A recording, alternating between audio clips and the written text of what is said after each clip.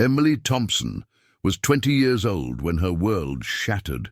Her green eyes, which once sparkled with hope, now reflected a mixture of tears and humiliation as she gathered her things from the small apartment she had shared with Michael for 2 years. "You can't take that," he yelled from the kitchen, pointing to a photograph of them on the Carolina Beach boardwalk. "I bought that frame." Emily stopped in her tracks, her fair skin flushing with contained anger. Her light brown hair fell over, her thin shoulders trembling just like she was. Michael Johnson, 23, tall and dark-haired, watched her with those brown eyes that had once made her feel like the most beautiful woman in the world. "Really?" she whispered, her voice breaking. "After everything I did for you, you're going to take away even the memories?" "You did nothing for me," he replied with contempt. "You were just holding me back. Jessica gets me. She has ambitions, unlike you, who just dreams of being a teacher." In some forgotten small town, there it was, the cruelest betrayal. Jessica Miller, her best friend since childhood, 22, with her bottle-blonde hair and curves that caught every man's eye. The same Jessica who had comforted Emily when her mother died a year ago. The one who knew all her secrets, all her fears. She was here last night, wasn't she? Emily already knew the answer, but she needed to hear it. Michael shrugged indifferently. "We've been together for months. We were just waiting for the right time to tell you." The words fell like hammer blows on Emily's chest. For months, while she worked double shifts as a waitress at the corner diner, saving every dollar to help pay the rent, while she ironed his shirts and cooked his favorite meals, he had already replaced her. "Just go," Michael said, turning toward the window. "Jessica's coming over in an hour, and I don't want her to see you."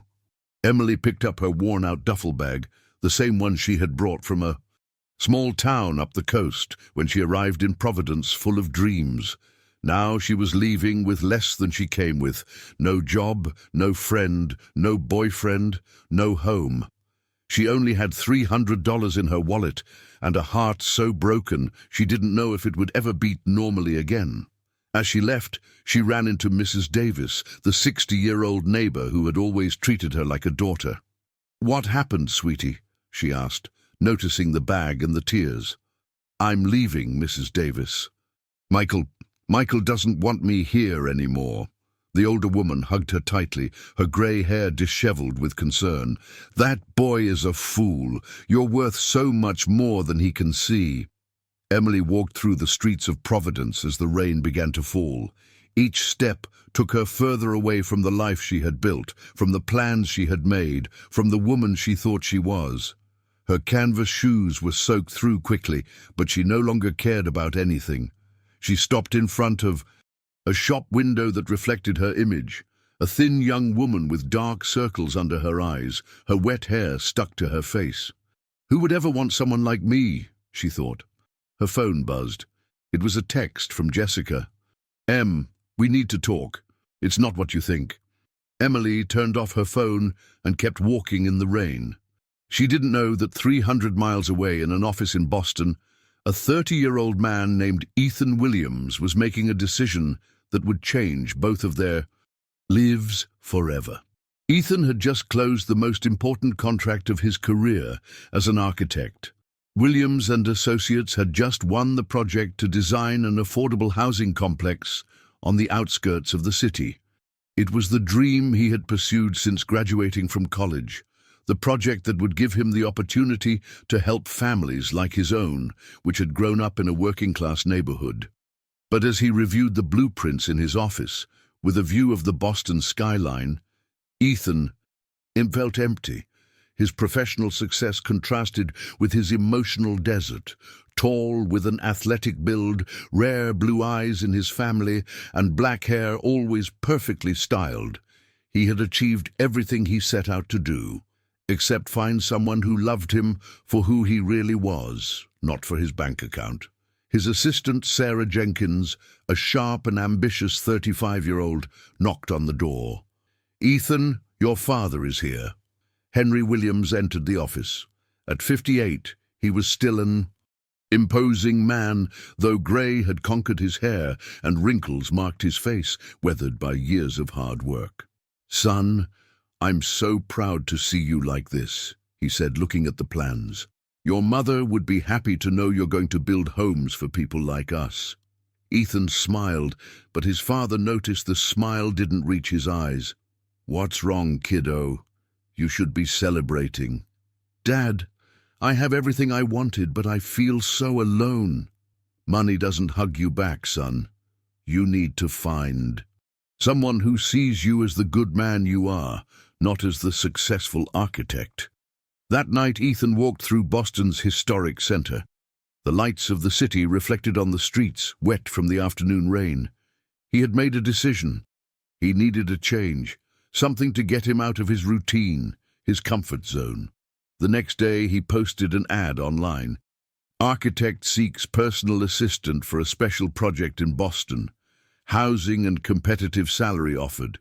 He didn't know that on the other side of the state, a young woman with green eyes had just lost everything and was looking for a reason to go on. Emily had spent the night in a cheap motel near the bus station. After spending $100, she had $200 left to survive on. She scrolled through job offers on her phone with its cracked screen when she saw Ethan's ad. "Special project in Boston." The words resonated in her mind. Maybe it was a sign. Maybe it was her chance to start over. With trembling hands, she wrote her reply: "My name is Emily Thompson. I'm 20 years old. I have completed 2 years of business administration studies, and I have experience in customer service. I'm willing to work hard and to learn. I need this opportunity more than you can imagine." She pressed send and closed her eyes. "Please, God, let this be my chance." She thought this was the worst night of her life, but she couldn't imagine what was yet to come. If this story is touching your heart, give us a like and comment. With the city you're reading from, your support means the world to us. Ethan read Emily's message at 6 in the morning while drinking coffee in his Boston apartment. He had received over 50 responses, but something in the young woman's words caught his attention. It wasn't her work experience, but that sentence: "I need this opportunity more than you can imagine." Her honesty moved him. He decided to call her. Emily was having a donut and watery coffee in a diner when her phone rang. "Emily." "Thompson, this is Ethan Williams." His voice was deep, confident, but there was a warmth in it that immediately calmed her. "Yes, this is she," she replied, trying to sound professional despite her nerves. "I read your message. I'd like to meet you. Can you come to Boston tomorrow? I'll pay for the ticket." Emily almost choked on her coffee. "Really?" "Yes, of course, I can be there." "Perfect. I'll text you the details." "Emily, is everything all right? You sound—" "I'm fine," she lied. I need to work." After hanging up, Ethan remained thoughtful. There was something in that young woman's voice that reminded him of himself years ago, a student with no resources fighting for his dreams. That afternoon, Emily took the bus to Boston with her duffel bag and just under $200 in her pocket. During the trip, she rehearsed answers for the interview and tried not to think about Michael and Jessica. When she arrived at the bus terminal, she saw a tall man waiting for her with a sign that read her name. Ethan was wearing dark jeans, a white shirt, and a leather jacket. He was handsome, but not in an arrogant way. There was something genuine in his smile. "Emily?" "Yes, that's me." They shook hands, and she noticed his was warm and firm. "Thanks for coming. How was the trip?" "Good. Thank you for paying for the ticket." On the way to the city center, Ethan observed Emily out of the corner of his eye. She was younger than he had imagined, and there was a vulnerability in her expression that made him wonder what story was hidden behind those green eyes. "Have you ever been to Boston before?" he asked. "No, this is my first time." "Then you have to see the historic center. But first, let's get some dinner. You must be hungry."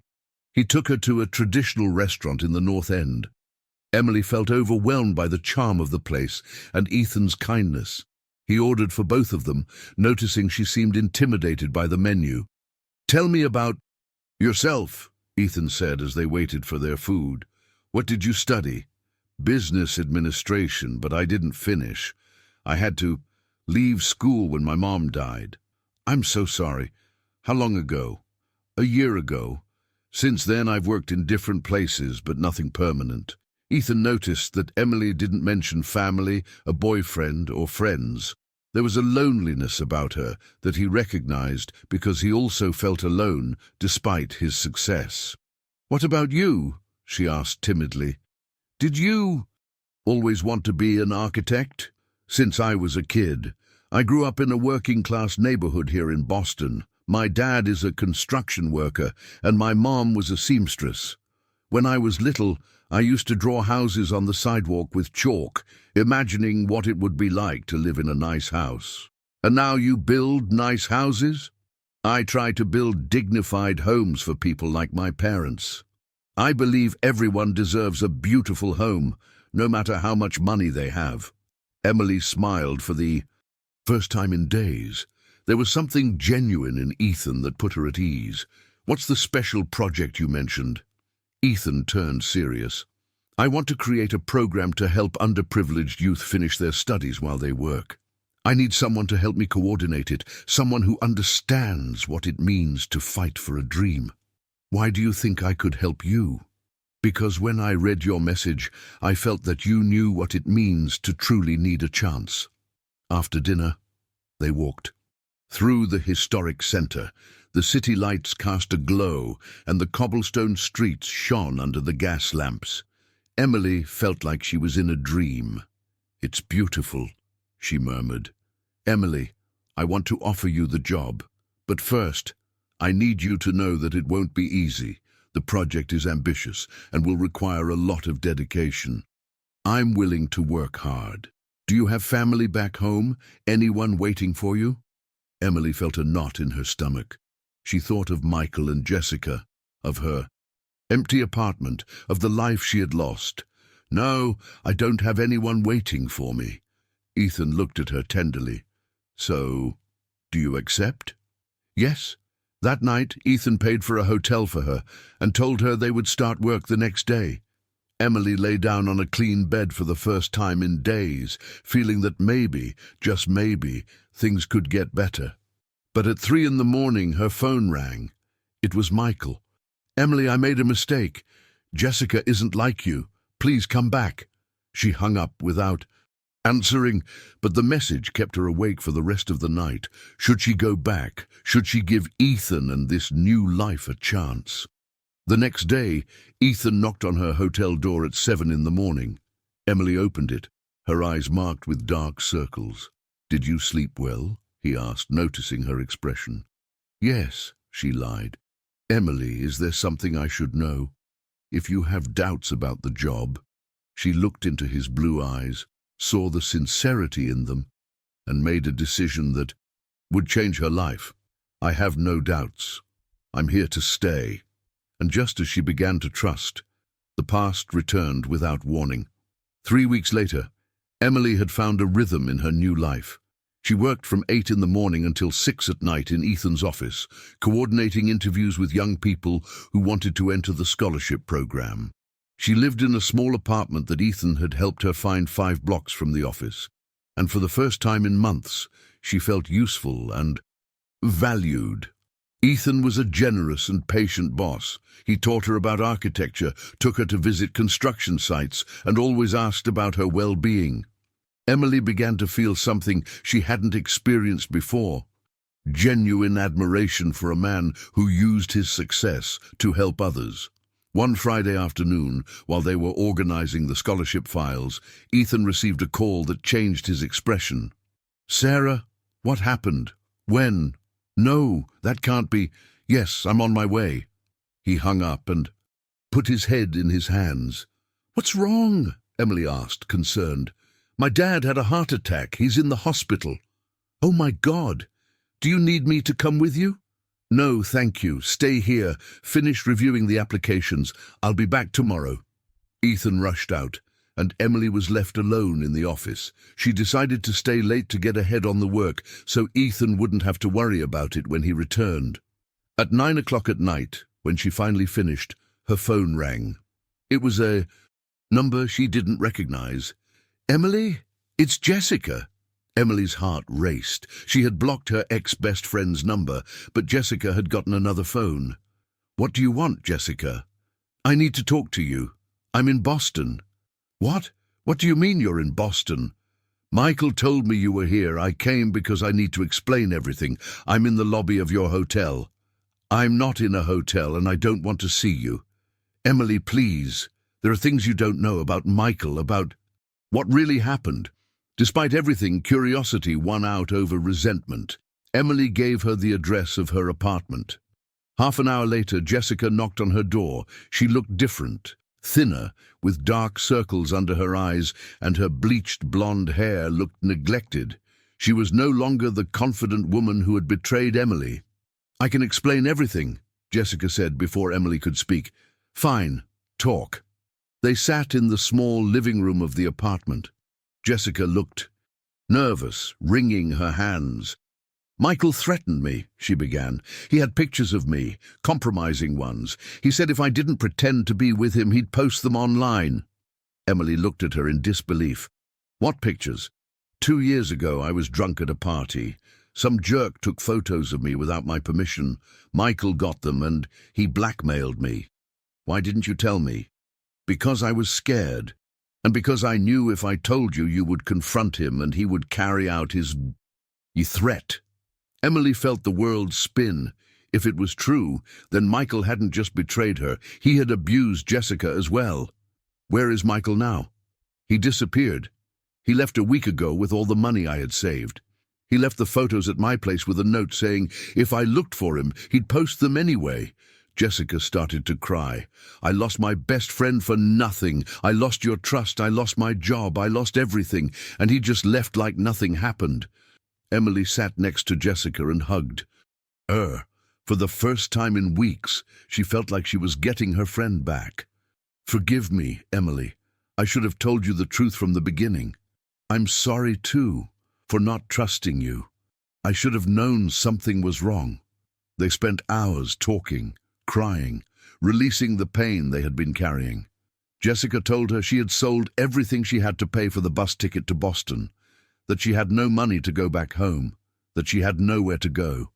"Stay here for a few days," Emily told her. "I'll talk to my boss. Maybe we can find you a job." "Are you sure? After everything that happened, you're my sister, Jessica. You never stopped being." The next day, Emily waited for Ethan at the office. He arrived with dark circles and a worried expression. "How's your dad?" she asked immediately. "Stable. It was a scare, but he's going to be okay. Thanks for asking." "Ethan, I need to ask you a favor. A friend of mine came from out of town. She needs a job, and I thought, maybe, is she trustworthy?" "Completely. We went through a rough patch, but it's all sorted out now." Ethan looked at her curiously. There was something different about Emily, a light in her eyes he hadn't seen before. "What can she do?" "She's great with computers, knows about marketing, and is very organized." "Bring her in tomorrow. I'll interview her." That afternoon, Emily told Jessica about Ethan's work, the scholarship program, and how she had found a purpose in her life. "He sounds like a very special man," Jessica said with a mischievous smile. "He's my boss," Emily replied, blushing. "Right, just your boss. That's why you get that look on your face when you talk about him." "I don't get any kind of look." "Emily, I've known you for 10 years. You're falling for him." "Okay, maybe I do like him, but he would never see me as anything more than his employee." "Why not?" "Because he's successful, educated, comes from a good family. I'm just a small-town girl with no education." "Emily Thompson, stop putting yourself down. You're smart, hard-working, and you have a heart of gold. Any man would be lucky to have you." That night, Emily lay awake thinking about Ethan, about how he treated her with respect, how he made her feel valued, how his blue eyes lit up when he talked about his projects. but she also thought about the differences between them, how impossible a future together seemed. The next day, Ethan interviewed Jessica. He was impressed with her knowledge of social media and digital marketing. "Can you start on Monday?" he asked. "Yes, of course. Thank you for the opportunity." After Jessica left, Ethan approached Emily. "Your friend is very capable, but there's something that worries me." "What is it?" "I noticed she had marks on her wrists, as if she's been under a lot of stress. Is she okay?" Emily was surprised that Ethan had noticed that. It showed he really cared about people. "She's been through a difficult situation, but she's better now." "All right, just take care of her, and take care of yourself, too." When Ethan said that, Emily's heart raced. There was something in his tone, in the way he looked at her, that made her think that maybe her feelings weren't so one-sided. But that afternoon, everything changed. Emily was organizing files when she found a letter that had fallen behind Ethan's desk. As she picked it up, she saw it was addressed to him, but the sender made her blood run cold. Ashley Mendoza, attorney at law. Unintentionally, she saw part of the content. "Dear Ethan, I regret to inform you that the divorce proceedings have become complicated.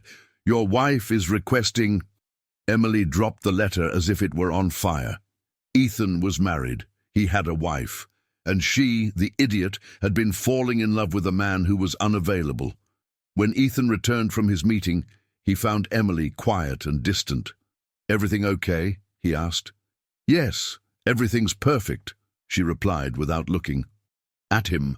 But nothing was okay. Emily had realized she had trusted the wrong man again. What he said before he left will change the course of the whole story. If you know that feeling of disappointment, comment with the city you're reading from and give us your support with a like. We're in this story together. Emily spent the weekend avoiding Ethan's calls. He had tried to contact her 5 times, leaving messages asking if she was okay, if something had happened, but she couldn't face him. She couldn't look him in the eye, knowing he had a wife. Jessica noticed her mood change immediately. "What happened? You were so happy on Friday, and now you look like a ghost." "I found out Ethan is married." "What? How did you find out?" Emily told her about the letter she had found. Jessica frowned.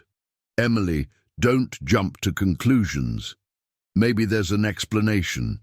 "What explanation could there be? He's married, period. I'm an idiot for ever thinking he could be interested in me." "But what if he's getting divorced?" "The letter mentioned divorce proceedings. It doesn't matter. He should have told me. He should have been honest with me." On Monday morning, Emily arrived late to the office for the first time. Ethan was waiting for her, a worried look on his face. "Where were you? I called you all weekend." "I was busy," Emily replied coldly, heading to her desk without looking at him. "Emily, what's wrong? You've been acting strange since Friday." "Nothing's wrong. I'm just doing my job." Throughout the week, Emily kept her distance. She was professional, efficient, but there was no longer any warmth in her interactions. Ethan felt lost. He didn't understand what had changed. On Thursday, Jessica arrived at the office early and found Ethan at his desk, his head in his hands. "Mr. Williams, are you okay?" "Jessica, can I ask you something? Has Emily said if I did something wrong?" Jessica sat across from him. She had grown to appreciate Ethan a lot during that week.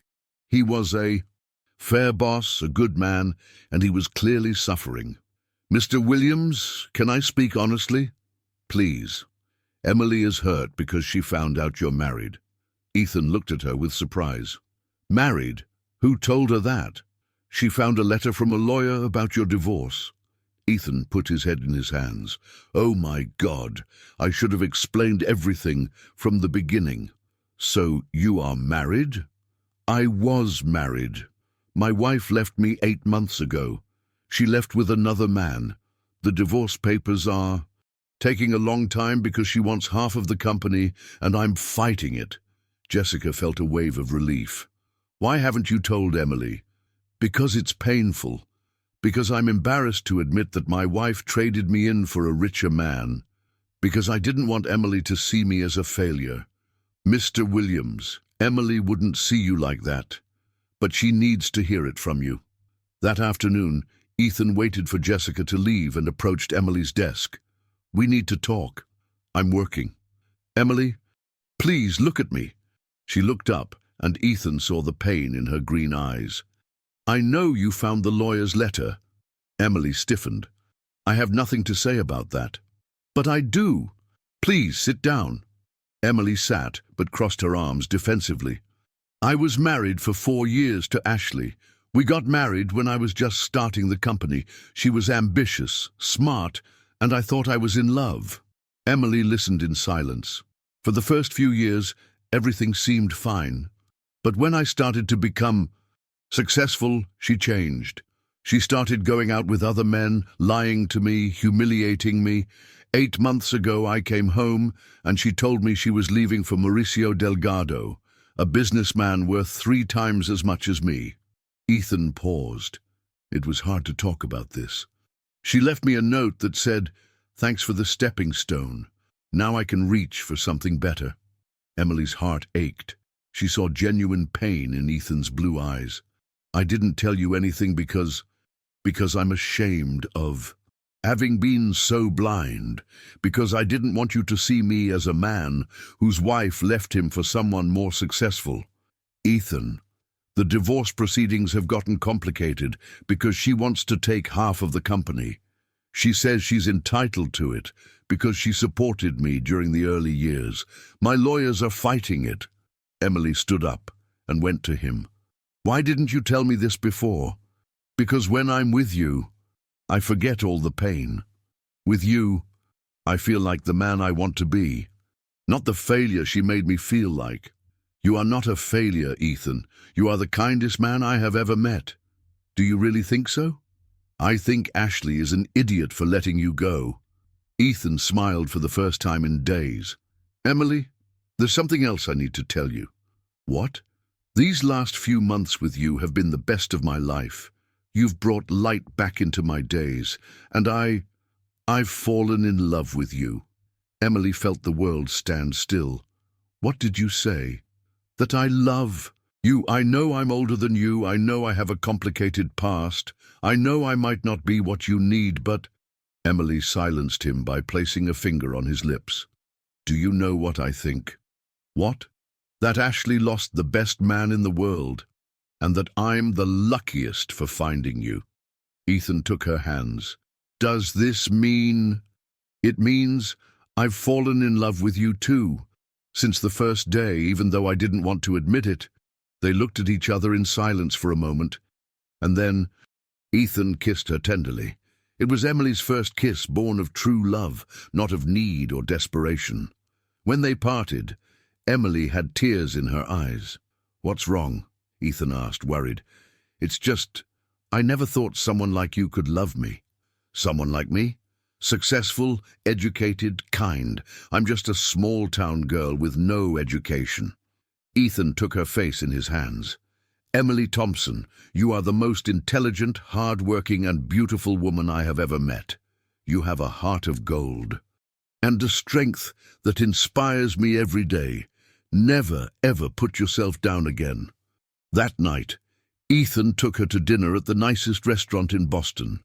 Emily had put on her only nice dress, a simple black one she had bought for a job interview years ago.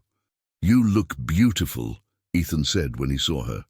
During dinner, they talked about everything, their dreams, their fears, their plans for the future.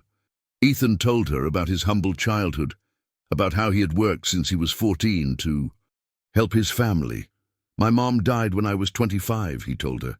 Cancer. She never got to see the company I built. That's why it's so important for me to help other young people. I want to do what she would have wanted. She would be proud of you, Emily said, taking his hand. What about your mom? You've never told me much about her. Emily sighed. She was a seamstress. She worked day and night to support us. My dad left us when I was 10. Mom never remarried. She said she didn't have a time for love, that her only love was me. How did she die? Pneumonia. She didn't have health insurance, and by the time we finally got to the hospital, it was too late. Ethan squeezed her hand. I'm so sorry.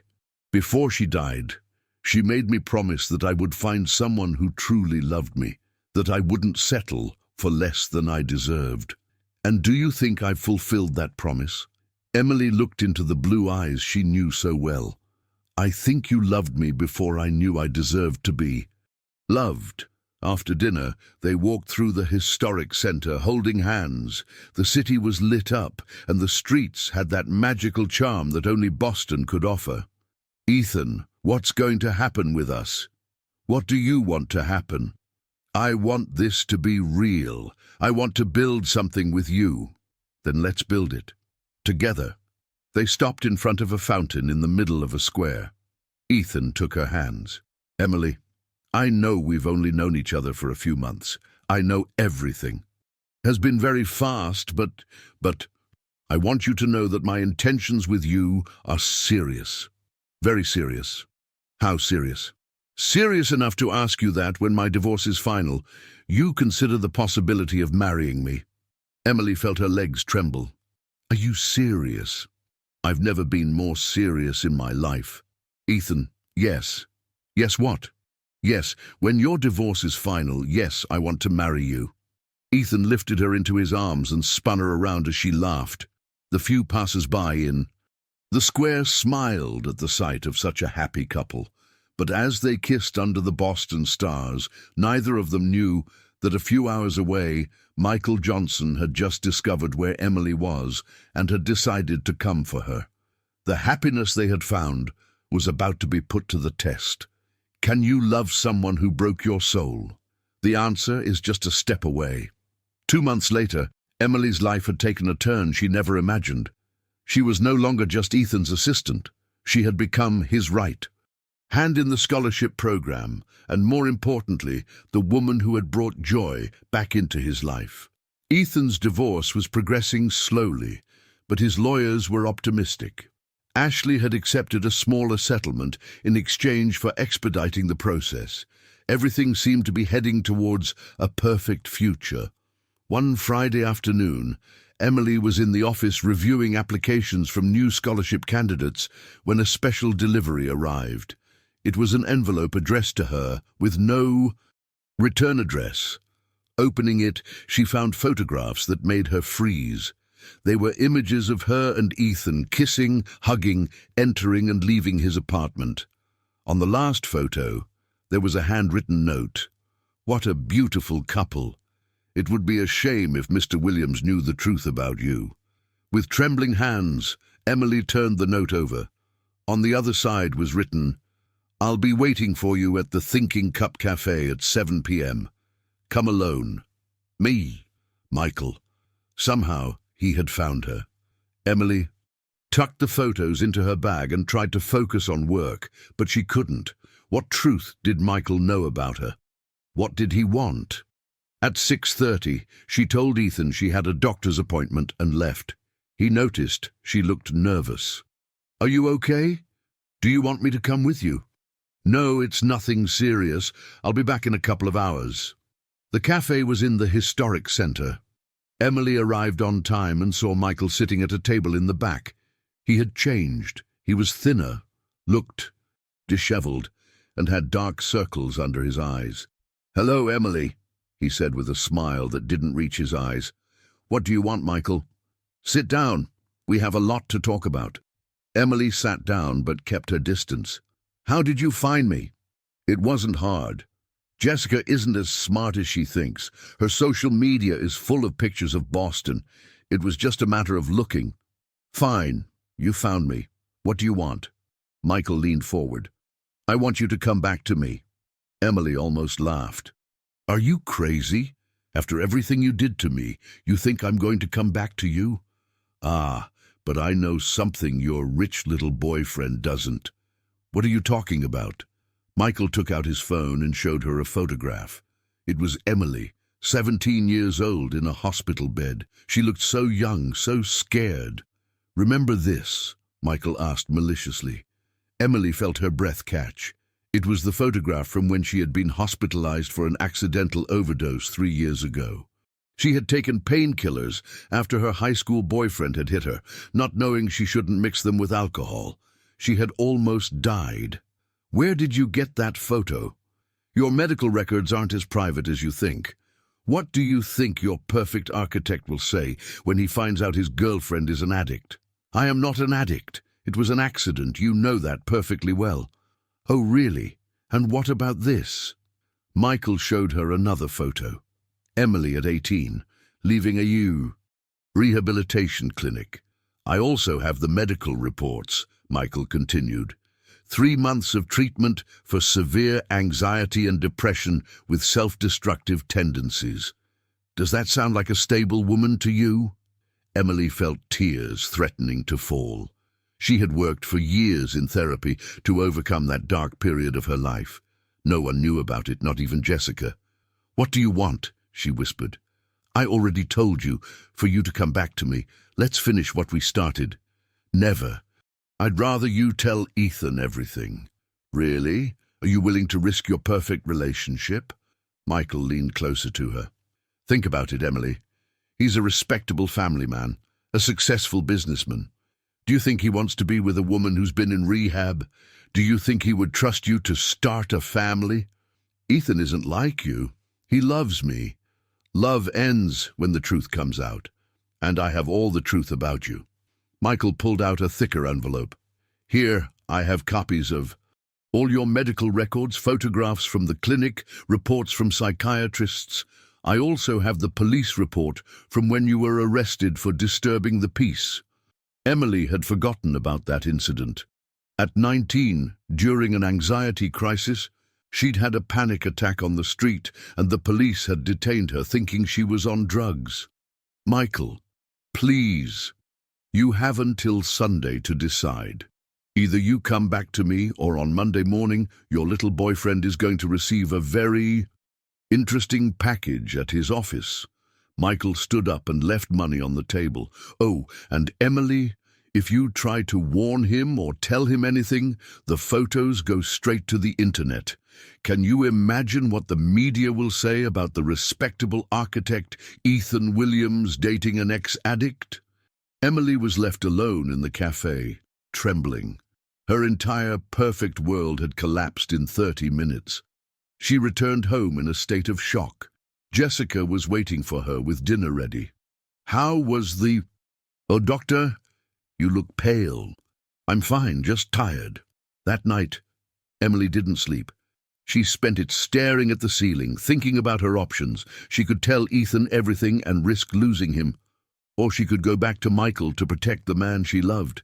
The next day, Ethan noticed something was wrong. My love, what's wrong? You're so quiet. It's nothing. I'm just worried about work. Are you sure? You can tell me anything. Emily looked into the blue eyes she loved so much and almost told him everything. But then she remembered Michael's words. Can you imagine what the media will say? I'm fine, Ethan. I just need to rest. That afternoon, Jessica found Emily crying in her apartment. What happened? Did you and Ethan have a fight? Emily told her everything, about Michael, about the photos, about her past that she had tried to bury. Jessica hugged her tightly. Emily, you have to tell Ethan. Are you crazy? I'll lose him. If he really loves you, he will understand. Your past doesn't define who you are now. Michael is right. Ethan is a respectable man. He won't want to be with someone like me. Stop saying that. You have worked so hard to get ahead. You've been brave, you've fought, you've grown. That doesn't make you less valuable. But Emily had made a decision. I'm going back with Michael. No, Emily, you can't do that. It's the only way to protect Ethan. He doesn't deserve to have his reputation tarnished by my past. And what about you? Don't you deserve to be happy? I already had my chance to be happy. These were the best months of my life. Now I have to pay for my mistakes. On Sunday night, Emily wrote a letter to Ethan. My dearest Ethan, when you read this, I will be gone. I want you to know that these months with you have been the happiest of my life. You taught me what true love is. You made me feel valued. You gave me hope. But there are things from my past that I cannot change, mistakes I made that could hurt you. I can't let my past destroy all the good you have built. I love you too much to stay with you. You deserve someone without my emotional baggage, someone who can walk beside you without shadows. Please, don't look for me. Please, be happy. Forever yours, Emily. She left the letter on Ethan's desk and left that same night. The next day, when Ethan arrived at the office and found the letter, he felt his world collapse. Jessica had also found a farewell note from Emily. "Where is she?" Ethan asked. Jessica, desperate. "She left with Michael." "Who is Michael?" And that's when Jessica told him the whole truth, about the blackmail, about Emily's past, about the sacrifice she had made for love. Ethan was silent for long minutes. Then he stood up with determination. "Where are you going?" Jessica asked. "To find her, and to tell her that I love her exactly as she is, with her past and all. The secret will finally be revealed, and nothing will ever be the same.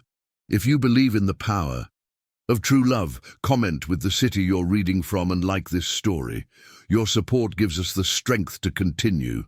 Ethan drove for hours, straight from Boston to Providence. He didn't stop to eat, only for gas. His only thought was to find Emily before it was too late. Jessica had given him the address of the apartment where Michael had lived. It was his only lead. He arrived at 2 in the morning. The building looked run down, with peeling paint and rusty bars on the windows. Ethan rang the bell for apartment 4B until a hoarse voice answered. "Who is it?" "I'm looking for Emily Thompson." "Who's asking?" "I'm Ethan Williams, her boss." There was a long pause. 1 moment. 10 minutes later, Michael came downstairs. He was shorter than Ethan had imagined, with an unfriendly face and an arrogant attitude. "What do you want?" "I want to talk to Emily." "Emily doesn't want to talk to you. She's made her decision. I want to hear it from her." Michael laughed contemptuously. "You know what? Come on up. It's time you knew who you got involved with." Ethan climbed the stairs, his heart pounding. The apartment was small and dark, smelling of dampness and cigarettes. Emily was sitting on the sofa, dressed in grey sweatpants and an old sweatshirt. Her eyes were swollen from crying, and she looked as if she hadn't slept in days. When she saw Ethan, she stood up immediately. "What are you doing here?" "I came for you. You shouldn't be here. I explained everything in the letter." Michael stepped between them. "Before you start with your declarations of love, I think you should know a few things about your princess." He took out an envelope and began to spread photographs and documents on the table. "Take a good look. Your girlfriend was hospitalized for an overdose at 17. Then she spent 3 months in rehab for psychiatric problems. She also has a criminal record for disturbing the peace." Ethan looked at the documents without flinching. Then he looked at Emily, who had her head down, filled with shame.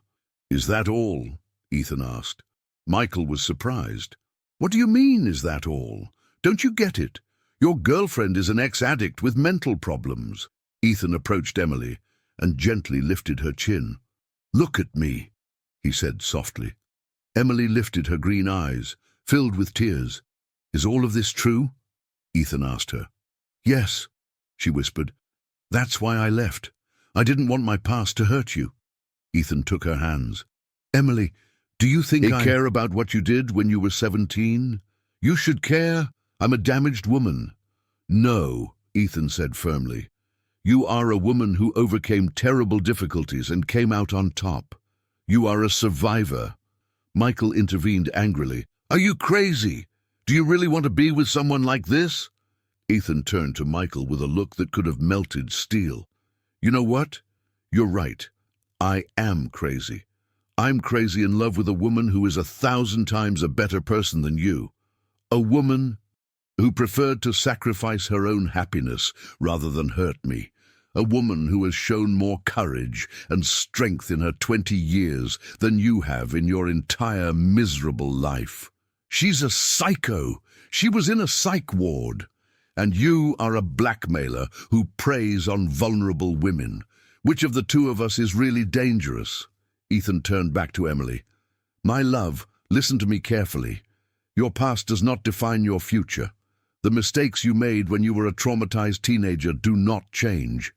The fact that you are the most extraordinary woman I have ever met. But people will talk. Let them talk. I care more about what you feel than what strangers think. Michael was furious to see his plan failing. If you don't give Emily back to me, I'm going to send all of this to the media. I will destroy your reputation. Ethan took out his phone. Perfect. While you're doing that, I'm going to call the police to report extortion and blackmail. Let's see who comes out worse. Michael turned pale. Do you know how many years you get for extortion? Ethan continued, especially when there's evidence that you also blackmailed Jessica with intimate photographs. You can't prove anything. Jessica has already given her statement, and I have everything you just said about destroying my reputation if I don't give Emily back to you recorded, as if she were your property. Ethan dialed 911. Police! I want to report a case of extortion. Wait! Michael shouted. Fine. Fine, I'll leave, but this isn't over. Of course it isn't, Ethan said, because if you ever come near Emily again, or if you bother Jessica again, I will personally make sure you spend a very long time in prison. Michael grabbed his papers and stormed out of the apartment, slamming the door. Ethan and Emily were left alone. She was still crying, but now they were tears of relief mixed with disbelief. Why? She asked him. Why don't you care about my past? Ethan sat next to her on the dilapidated sofa. Because I love you. I don't love a perfect version of you. I love all of you, with your scars, with your history, with everything. But I was in rehab, and you came out stronger. That tells me you're strong, not weak. But I tried to. You were a hurt kid who lost her way for a moment, but look at what you've built since then. Look at the woman you've become. Emily nestled against his chest. I was so afraid of losing you. The only thing you should be afraid of is a life without true love. And I promise you, you'll never have to worry about that again. Do you really forgive me? There is nothing to forgive. You were the victim, not the perpetrator. They hugged in silence for long minutes. Finally, Ethan spoke. Let's go home. Home? To Boston, to our future. Are you sure? I've never been more sure of anything in my life. As they packed Emily's few belongings, she asked him, How did you know where to find me? Jessica told me everything. She's very worried about you. Isn't she mad at me for leaving without saying goodbye? She's mad at you for sacrificing yourself unnecessarily, but mostly she's proud to have you as a friend. On the drive back to Boston, Emily told Ethan the whole story of her adolescence, about her father who abandoned them, about her mother's death, about the abusive boyfriend who had hurt her so much, both physically and emotionally, about the depression that had consumed her. When I took those pills, I didn't want to die, she explained. I just wanted the emotional pain to stop. I didn't know you shouldn't mix them with alcohol. And the rehab. It was the best thing that ever happened to me. I learned to value myself, to set boundaries, to recognize toxic relationships. Without that experience, I probably would never have had the strength to leave when I discovered Michael and Jessica's betrayal. So your past prepared you to be the incredible woman you are today. I'd never looked at it that way, because you were looking through the eyes of pain, not through the eyes of growth. They arrived in Boston at dawn. Jessica was waiting for them at the office with fresh coffee and eyes swollen from crying with worry. Emily! She ran to hug her. Don't you ever do something like that again. I'm sorry, sis. I didn't know what else to do. Next time, trust the people who love you. The following months were a time of healing and growth. Ethan kept his promise and not only accepted Emily's past, but helped her turn it into her strength. Together they created a support program for youth in crisis within his organization. Your experience can help others, he told her. Your story can be the light that someone going through the same thing needs. Emily began giving talks in schools about self-esteem and dating violence prevention. Her story resonated with many young women who felt lost and worthless. 6 months later, Ethan's divorce papers were finalized. Ashley had accepted a reasonable financial settlement and was no longer part of his life. One December afternoon, as they walked through Boston's historic center, Ethan stopped in front of the same fountain where he had proposed months before. "Do you remember this fountain?" he asked her. "Of course. This is where you asked me to marry you, and this is where I want to make it official." Ethan knelt and pulled out a simple but beautiful ring. "Emily Thompson, will you marry me? Not because you're perfect, but because you're real. Not despite your past, but because of the extraordinary woman it has made you." "Yes," she answered through tears of happiness. 1,000 times yes. They were married 3 months later in a small, intimate ceremony. Henry, Ethan's dad, walked Emily down the aisle because her own father had never returned. "Your mother would be proud," Henry whispered to her as they walked. In her speech, Emily said, "For a long time, I thought my past made me unworthy of love. Today, I understand that my past prepared me to recognize and value true love when it arrived." 2 years later, Emily and Ethan had a beautiful house in the suburbs of Boston, an organization that had helped over 500 young people, and a 6-month-old daughter named Hope. "Do you regret anything?" Ethan asked her one night as they rocked the baby to sleep. "Only one thing," Emily replied. "What's that?" "Not believing sooner that I deserved to be happy." Ethan kissed her on the forehead. "Well, I don't regret anything. Not even Ashley, because without her I never would have known what true love is." "And Michael?" "Not him either, because without him you would never have learned to fight for your happiness." Emily looked out the window at the lights of Boston. "Do you know what the most beautiful thing of all is?" "What?" "That our story isn't just about us. It's about anyone who believes their past determines their future. It's about any woman who thinks she doesn't deserve to be loved." Ethan smiled and gently rocked Hope. "It's about the power of a second chance, and about finding someone who loves you not despite your scars, but for the strength they represent." That night, while Ethan slept, Emily went out into the garden and looked at the stars. She remembered her mother, who had told her that stars were the tears of joy of angels. "Thank you, Mom," she whispered. "I found someone who loves me exactly as I am."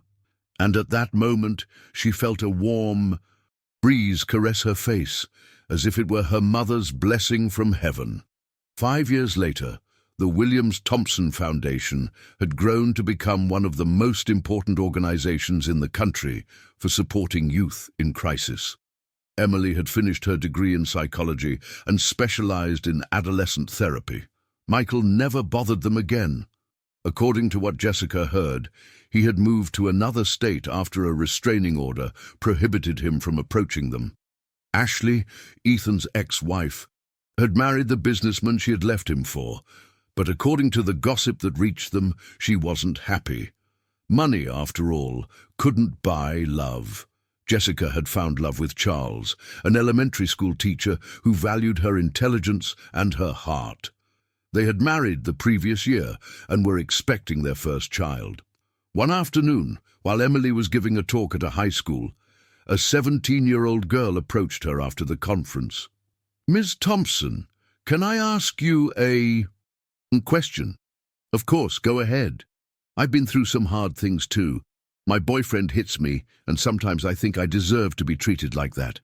"How did you get out of that?" Emily saw in that young girl's eyes the girl she had been years ago. Lost, hurt, without hope. "Do you know what the first thing you have to understand is?" she said, taking her hands. "That you don't deserve to be hurt by anyone, ever, no exceptions. But sometimes I provoke him." "No," Emily interrupted, firmly. No one provokes abuse, no one deserves to be hit, and no one who truly loves you will ever hurt you. The young girl began to cry. How can I get out of this? I'm scared. Do you have someone you trust? Family, a teacher, a friend? My grandmother. She's always told me I can count on her. Then start there. Talk to your grandmother, and tomorrow, if you want, you can come to my office. I'll help you find the way back to yourself. The young girl nodded, drying her tears. Do you really think I can have a better life? I don't just think it, Emily replied. I know it, because I was exactly where you are. And look where I am now. That night, Emily came home and told Ethan about the young girl. Every time you help someone like that, you honor your own story, he said, hugging her. You turn your pain into purpose. Do you know what Hope told me today when I picked her up from kindergarten? What? That when she grows up, she wants to help sad kids like her mommy. Does? Ethan smiled with pride. Our daughter is seeing the example that you can turn pain into love. I hope she never has to go through what I went through. Maybe she won't. But if she does, she'll know that it's possible to get through it. She'll know that there will always be a hand extended to help her.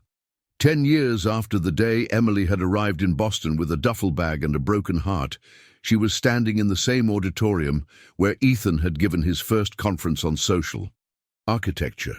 But now it was she who was at the podium, addressing hundreds of young people. My name is Emily Thompson Williams, she began, and I want to tell you a story about a young woman who thought her life had no value. In the audience, Ethan watched her with the same love as on the first day. Beside him, Hope, now 10 years old, listened attentively to her mother's story. That young woman was me, Emily continued. At 20, I had lost everything, my home, my job, my self-worth. I felt invisible, insignificant. I thought no one could love me because I was damaged. She paused for a moment, looking at the young faces listening to her. But I learned something very important. Our worth does not depend on our past. Our worth comes from what we choose to do with our experiences. We can let them destroy us, or we can use them to build something beautiful. A young woman in the front row raised her hand. What if I feel like it's too late to change? Emily smiled tenderly. It's never too late to start over. I was 20 when I thought my life was over, but it turned out it was just beginning. At the end of the conference, dozens of young people approached Emily to share their stories, to ask for advice, to thank her for making them feel less alone. That night at home, Hope asked her mother, Mommy, is it true that you used to think you weren't worth anything? Yes, my love. For a long time I thought that. And what made you change your mind? Emily looked at Ethan, who was reading on the sofa, and then looked at her daughter. Your father taught me that someone saw me when I believed I was invisible. He taught me that I was worthy of love, but most of all, he helped me see myself with eyes of compassion. And now you know you're worth a lot? Now I know that all people are worth a lot, without exception, including you, including me, and including all the people who feel lost. Hope snuggled up next to her mother. Do you promise that I'll always know I'm worth a lot? I promise I will always remind you. And I promise you will always have a home full of love to return to. 15 years after that rainy night, when Emily thought her life was over, she was celebrating her 14th wedding anniversary at the same restaurant where Ethan had taken her on their first date. Do you remember when you told me you wanted to build dignified homes for all people? Emily asked him. Of course. Do you realize you also built something else? What's that? A home, not just for me, but for hundreds of young people who have found refuge in our foundation. You built a place where broken people can come to heal. Ethan took her hand, noticing the wedding ring that was now over a decade old. I didn't build it alone. We built it together. Do you know what I told a young woman who came for a consultation yesterday? What? That her story wasn't over, that the most beautiful chapters were yet to be written. And what did she say? She asked me if I really believed that. I told her that I didn't just believe it, I was living proof that it was true. That night, as they walked through the historic center of Boston, they passed by the fountain where Ethan had proposed. Now there was a small plaque that read, "Donated by the Williams-Thompson Foundation. Because we all deserve a beautiful place to make our dreams come true." "Do you regret anything?" Ethan asked, the same question he had asked years ago. "Yes," Emily replied. "I regret that it took me so long to realize I deserved to be happy. And what else? Not understanding sooner that my story could help other people." They stopped under the light of a street lamp. Ethan looked at her with the same love as on the first day. "Do you know what I admire most about you?" "What?" "That you turned your deepest wound into your greatest gift. And do you know what I admire most about you?" "What?" "That you loved me before I knew how to love myself." They kissed under the Boston stars, two people who had learned that true love doesn't erase the past, but transforms it into wisdom. And so, the young woman who once thought she was invisible became the light that guided others towards hope. The woman who believed she didn't deserve love became a testament that we are all worthy of a second chance. Because in the end, every story of pain can become a story of healing. Every broken heart can be reborn stronger. And every person who feels lost can find their way back home. This story isn't just about them. It could also be about you. 20 years later, Hope Williams-Thompson, now 30, stood in front of the mirror of what would be her dressing room for the last time as a single woman. In a few hours, she would marry Matthew Carter, a pediatric doctor she had met at the foundation when he arrived as a volunteer. Her green eyes, a legacy from her mother, shone with excitement. In her hands, she held the doctoral thesis she had defended. The previous month, Intergenerational Resilience, How Healed Mothers Raise Empowered Daughters. A soft knock on the door interrupted her thoughts. It was Emily, now 50, her brown hair adorned with a few elegant grey streaks. "Ready, my love?" she asked. "More than ready, Mum, but first, I want to thank you." "Thank me for what?" "For teaching me that love isn't just a pretty feeling in the movies. For showing me that true love is daily work. It's choosing to stay when things get tough." Emily felt her eyes well up with tears. "Do you know what your father told me last night? That watching you grow up has been his greatest pride. That knowing we raised a woman who chooses love over fear is his greatest achievement as a father. You both gave me the best example of what a relationship should be. You taught me that I don't have to be perfect to deserve love." During the ceremony held in the gardens of the Williams-Thompson Foundation, Ethan gave a speech that made half the guests cry.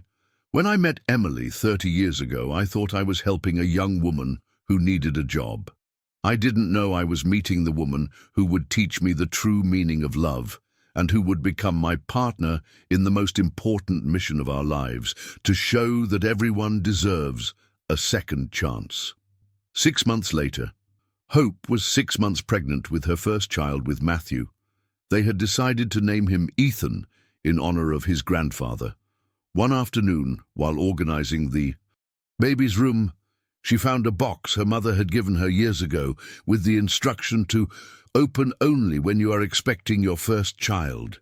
Inside was a letter from Emily and another older one in handwriting she didn't recognize. Her mother's letter said, "My dearest Hope, when I found out I was pregnant with you, I cried with a joy mixed with fear. How could I, who had grown up without basic emotional tools, raise a whole and healthy human being? Your father told me, the fact that you worry about being a good mother already makes you one. But I knew that worrying wasn't enough. I had to do the work. The second letter is from your grandmother, my mother, written before she died. I think it's time you knew where you come from completely." With trembling hands, Hope opened the second letter. "To my grandchild who is not yet born, my name is Eleanor Thompson. I am your grandmother. I know I wasn't always a perfect mother to your mom, Emily, not because I didn't love her, but because I was broken inside after your grandfather left us. I worked so much I barely saw her. I saw my daughter suffer, but I also saw her make choices I never could.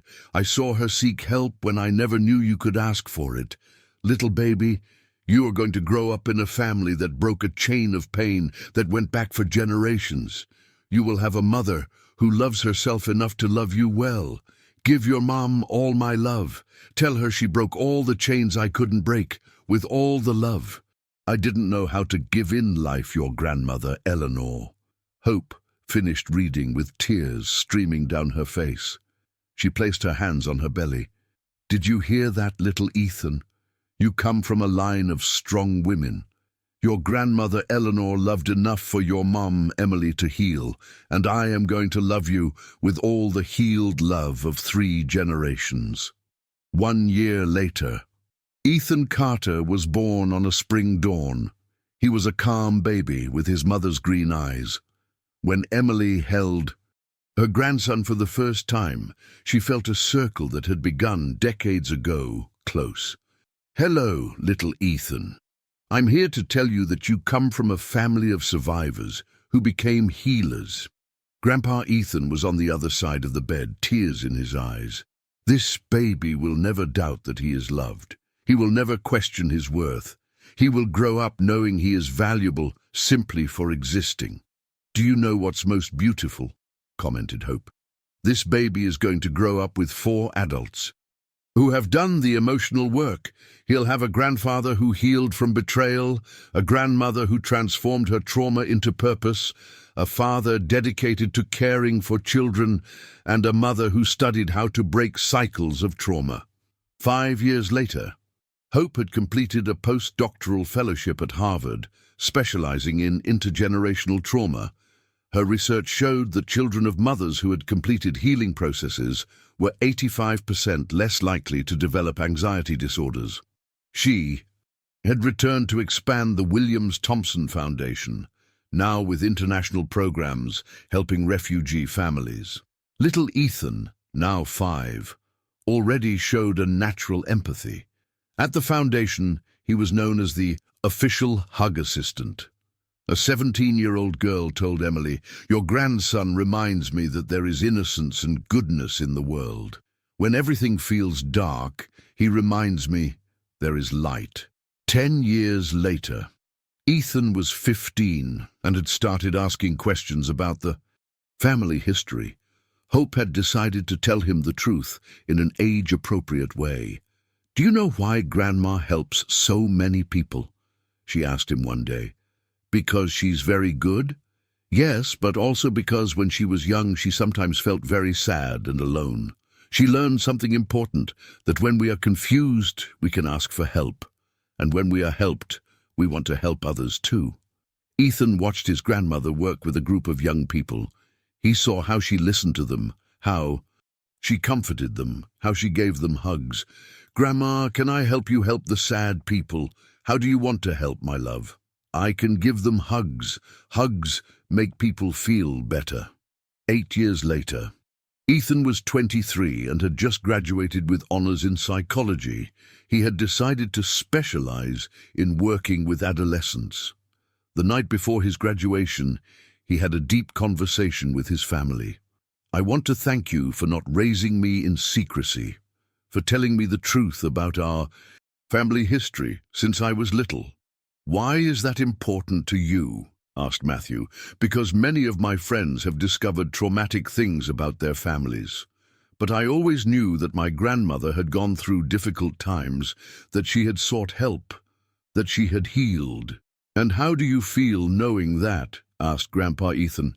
"Proud. I feel proud to come from a family that doesn't hide its problems, but confronts them and transforms them into something useful for others." "What do you plan to do with that story when you work as a psychologist?" asked Hope. "I want to be the kind of psychologist my grandmother needed when she was my age. I want to be living proof that cycles of pain can be transformed into cycles of healing." Final, the complete legacy.